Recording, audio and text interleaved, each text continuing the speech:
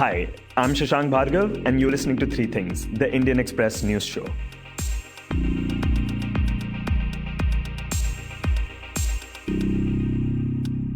"20 days back, the results of the Maharashtra Assembly elections were announced. It was expected that the BJP-Shiv Sena alliance would emerge as a clear winner. And that is indeed what happened. They did manage to secure a clear majority. The state has 288 seats, and BJP managed to get 105, while Shiv Sena managed to get 56, a total of 161 seats, clearly above the halfway mark. But then they had a fallout over who would lead the government. Without the required numbers, Shiv Sena then tried to form an alliance with their rivals NCP and Congress, which have 54 and 44 seats respectively. But that did not work out. Following this on Tuesday, the president's rule was announced in the state on the recommendation of the governor. In this episode, we look at what led to the fallout between Shiv Sena and BJP. Can Shiv Sena actually form an alliance with a party that has a completely different ideology? And how would such an alliance affect the parties involved? First, Shubhangi Thackeray, who covers Maharashtra politics for the Indian Express, joins us to talk about the history of BJP and Shiv Sena in the state. BJP and Shiv Sena has been in alliance since 1989, formal alliance. It was for Lok Sabha as well as assembly elections in Maharashtra. The only exception when they were not in alliance was in 2014 assembly elections. That was last year. So as far as alliance is concerned, Shiv Sena and BJP broadly, they share the same common ideology of Hindutva. And therefore, for them, it becomes a very natural ally for BJP and Shiv Sena both. The understanding in the past was when Bal Thackeray and Prepoll Mahajan were instrumental in bringing this alliance together, was that BJP will have an upper hand at center because BJP was a pan-Indian party with sizable presence at center, and especially North Indian states and all over India. And Shiv Sena, which was a regional party with its base essentially in Mumbai and parts of Maharashtra. So the understanding was BJP will always have upper hand when it comes to Lok Sabha, and Shiv Sena will always have upper hand when it comes to deciding the seat sharing or power sharing in Maharashtra. But over the years, what happened is the Shiv Sena's vote share as well as the seats, they were declining. If you see the last 5 elections statistics. And the seat sharing also altered drastically because Shiv Sena also started demanding more seats for the Lok Sabha. So the ratio of seat sharing also changed over the years. Shubhangi says that even this time, things were decided. BJP and Shiv Sena would go in a pre-poll pact in both Lok Sabha and the assembly elections. The script was accordingly in Lok Sabha, they did pretty well. In assembly also, BJP got 105 seats, Shiv Sena got 56 seats. So the mandate was for the pre-poll alliance. So it was very clear that the two parties, Shiv Sena and BJP, they had more than halfway mark. Halfway mark in Maharashtra means 145 seats. So the mandate was very clear in their favor. So it was understood that they will form the government. Now what went wrong here is the Shiv Sena's ambitions to stake claim for CM's post for 2.5 years. CM's post by rotation. Now that was not the part of commitment given by BJP either at center or state. But Shiv Sena says that that was a commitment given to them by Amit Shahs while they were discussing the Lok Sabha arrangement. And while it's true that the BJP had gone all out to win over its alliance partners, there seems to be no evidence about the promise of the chief minister position. And this is very evident because throughout the campaign in assembly elections, if you see entire campaign, both Prime Minister Narendra Modi as well as Amit Shah has been in successive rallies in presence of Uddhav Thackeray on the dais, have declared Devendra Fadnavis as the next chief minister of Maharashtra. Next chief minister of Maharashtra, not only of BJP, but next chief minister of Maharashtra of the Grand Alliance led by BJP-Shiv Sena. And this was cited in presence of Uddhav Thackeray. This was cited many times before the election campaign during Mahajanadesh Yatra, which was a campaign led by Fadnavis across Maharashtra, where he covered 4,000 kilometers across the state, covering 140 assembly segments. And during that campaign also, we see a lot of several elected Shiv Sena leaders and MLAs inviting Fadnavis also to campaign in their constituencies. And during the campaign, the Shiv Sena leaders also from the platform declared that Fadnavis is going to be our chief minister for next 5 years. Fadnavis is a chief minister and we're contesting this assembly elections under his leadership. So there was absolutely no ambiguity as far as the chief minister of Maharashtra is concerned. Because if that was the case, then why did Shiv Sena not object during the campaign? Or why did they not take up this issue when the election manifestos were being prepared? Or why did Shiv Sena, when they were discussing the seat sharing, did not come to BJP and point out that this is what we want, the commitment from you now? She says that this time the Shiv Sena was expecting that it would get 80 to 85 seats, but managed to only get 56. But BJP was expecting more seats as well. So when Sena saw BJP's decline, it decided to take advantage of that. I think Shiv Sena thought BJP would be vulnerable and they could strike a hard bargain. Now, BJP's both central leadership and state leadership were very clear that when it came to chief minister, we cannot concede because also the numbers are way behind. Like Shiv Sena is 56 and BJP is 105. But BJP was willing to give them much more as far as portfolio is concerned and number of seats is concerned. BJP this time, considering the mandate that came, the number of seats, and also the aspirations of Shiv Sena and ambitions of Shiv Sena, BJP was going all out of the way to accommodate all the concerns of Shiv Sena.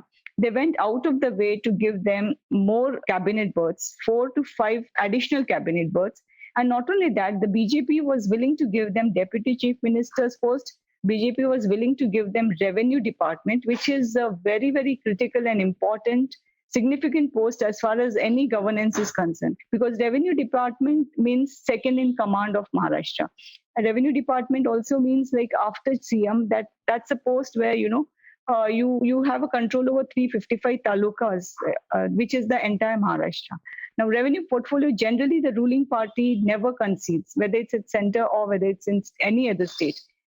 But Fadnavis made a lot of accommodations for Shiv Sena, who he was always keen on having as an alliance partner, even though there was a section within the BJP that had been against an alliance with the Shiv Sena. But Fadnavis had insisted on it, saying that they must take the like-minded Hindutva party together with them, even though they had the upper hand electorally speaking. And apart from the revenue department and the post of the deputy chief minister, they were also willing to give them portfolios in the public works department and agriculture. And also they realized that Ayodhya verdict was going to happen very soon. And they also realized that being the Hindutva party, Shiv Sena, they would want to retain them. And this was also the message from time and again from the RSS, who always believed that they should keep the like-minded political parties, the regional parties together. Looking for options to form a government, the Shiv Sena had turned to the NCP and Congress earlier this week, but failed to get their support. The negotiations are still going on though, but an alliance between parties that have always been rivals and are ideologically polar opposite is not going to be easy, she says. For NCP, it doesn't matter, but for Congress, which is again a pan-Indian party, they have a lot of concerns, like will Congress accommodate Shiv Sena's hard Hindutva? Will Congress accommodate Shiv Sena's anti-Muslim kind of politics? Because see, Shiv Sena is against reservation per se. Forget Muslim reservation. Shiv Sena is against reservation even for Dalits and tribals. That's their policy since very long, when Bal Thackeray was alive. So can Congress shake hands with such party, number one?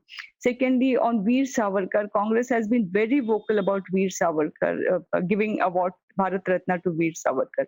Now Shiv Sena has been in the forefront campaigning for that. So how will they reconcile all these very sensitive issues, which Congress terms it as communal? Now, can Congress shake hands with a so-called communal party? And for Shiv Sena, the question will be, can they let go of these issues? Can they give up on hard Hindutva? Now, I don't think Shiv Sena can say that. The moment Shiv Sena says this, we give up hard Hindutva or we compromise on hard Hindutva, the moment it says, I'm sure 80% of the elected MLAs will rethink, because the entire vote base is concerned. Shiv Sena cannot afford to let go its core issues, basically. And that's going to be a dilemma for the Shiv Sena also, because if what we understand, there's a lot of unrest within the MLAs, because some of them feel that it was a natural alliance. Through some give and take, through hard bargain, they should have gone back with BJP.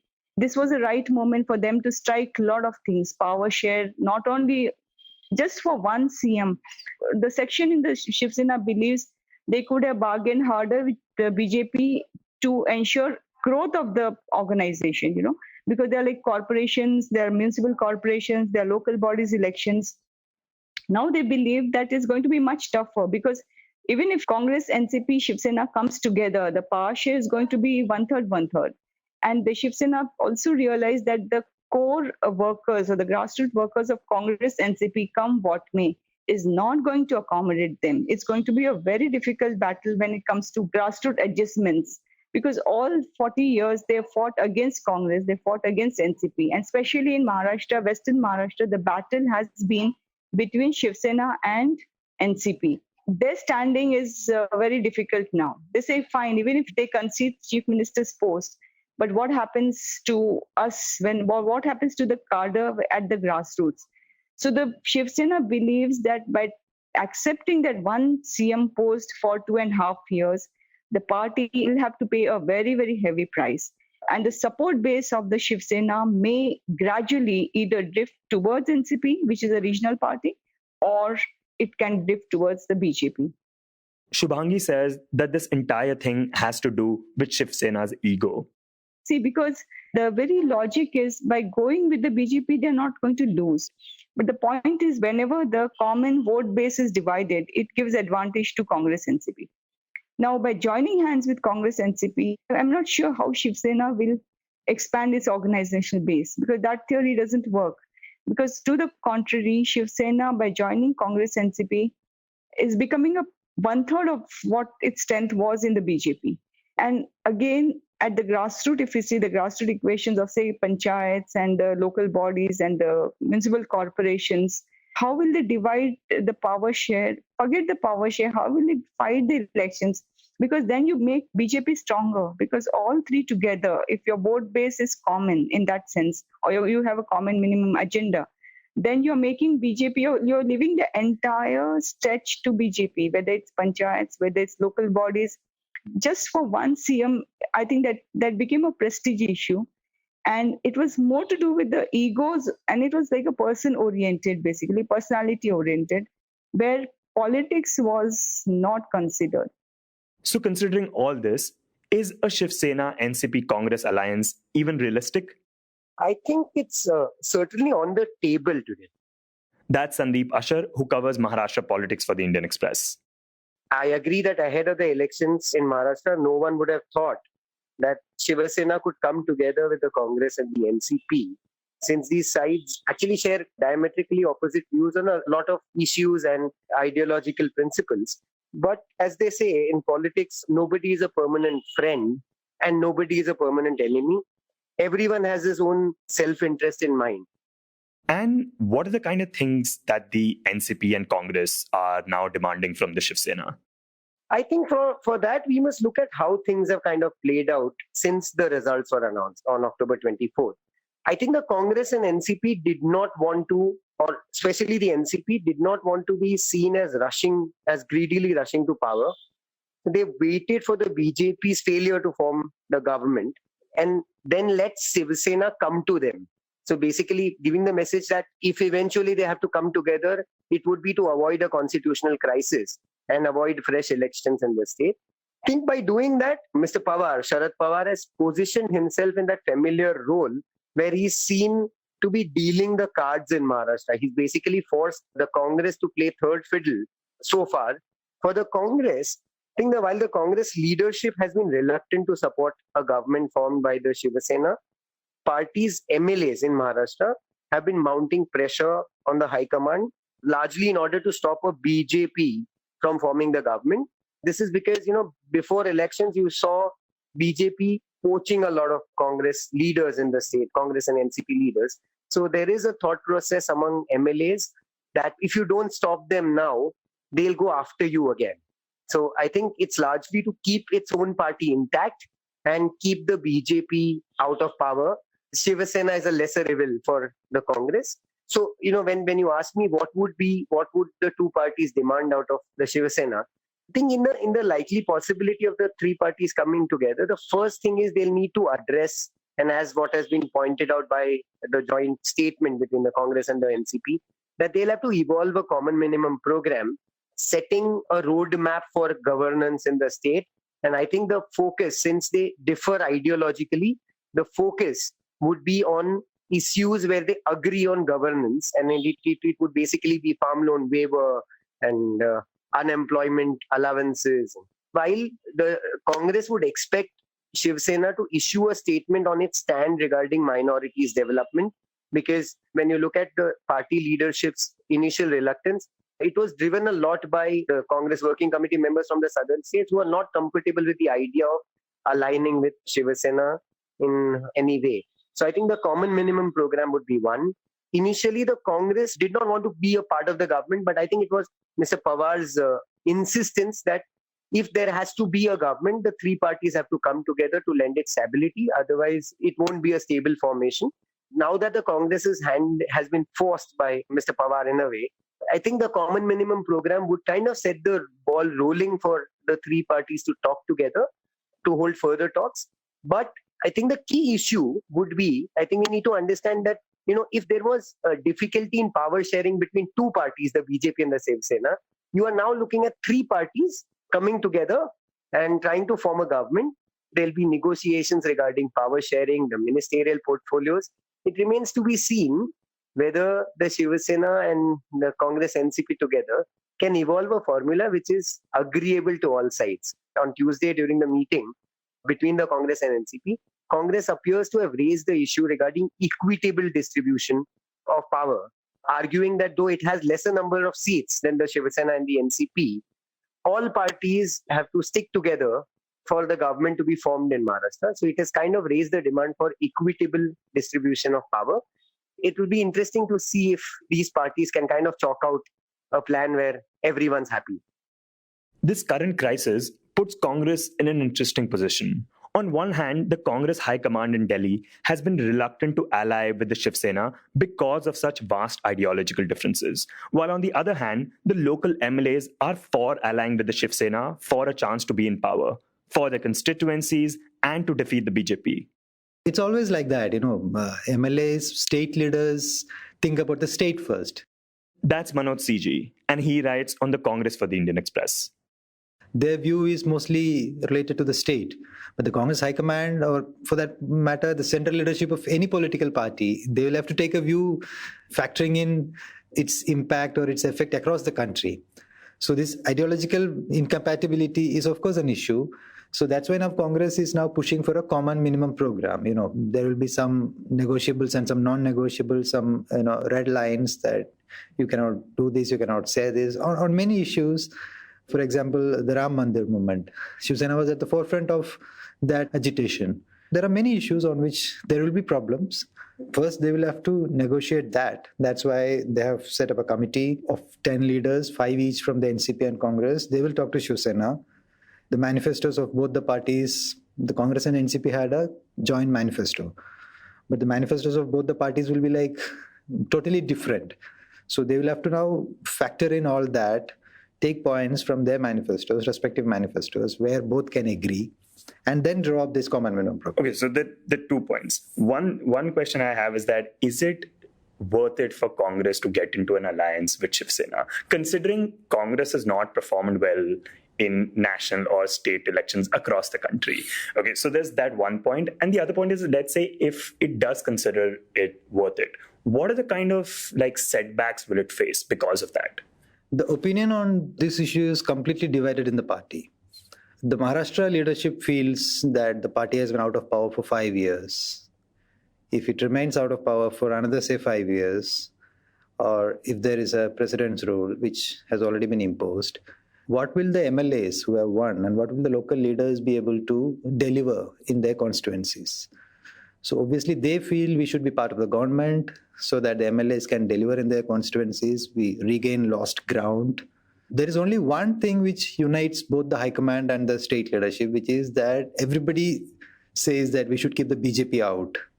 Now, it has a background of what has happened in Goa, what has happened in Arunachal Pradesh, what has happened recently in Karnataka, where the BJP has maneuvered and formed governments despite Congress being the single largest party.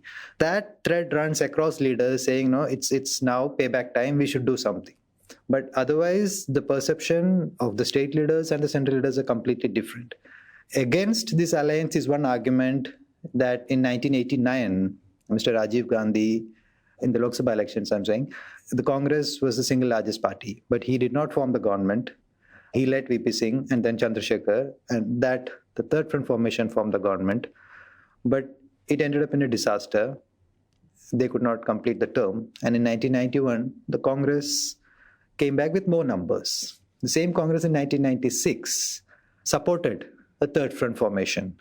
The BJP was the single largest.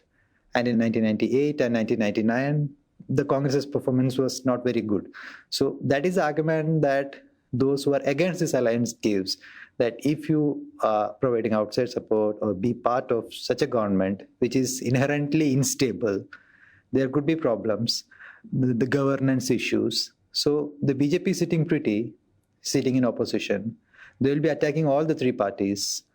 So the anti-incumbency, or whatever the anger amongst the people, of course there will be on various governance issues. The Congress will have to share that anger, the people's anger. So what will the Congress benefit out of it? On the other side, this argument is being given that, we have to do what the BJP is doing to us. We have to form the government. And in the state also, we will be finished if we are out of power for another 5 years.